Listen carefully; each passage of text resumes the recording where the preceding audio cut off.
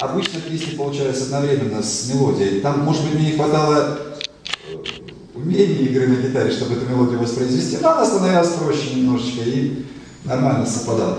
Но вот те тексты, которые есть, бывает по-разному. Бывает такое, что и мелодия вначале получается, а потом под нее ты подстраиваешь какой-то текст. Текст вызывается.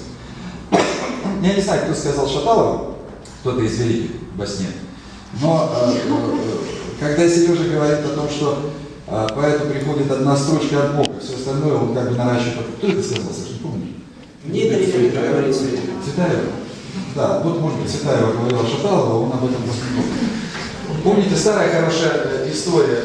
Таблица Менделеева сначала приснилась Пушкину, но он нифига не понял.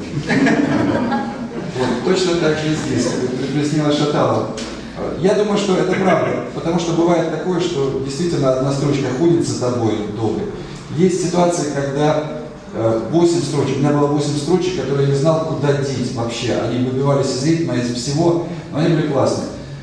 А потом получилась песня, в которой оказалось, что можно туда вставить как перебивку эти 8 строчек. И получилось. Ну, там уже под эти 8 строчек была мелодия, а в той песенке была другая мелодия. Когда они совместились, они подгонялись друг под друга и получилась новая песня. Я многословен, простите, пожалуйста. У меня еще 20-го лекция Донецк-Сити, я к ней подготовлюсь.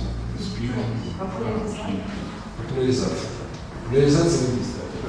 У меня банальный вопрос, но наша группа это очень интересно. Я разведен.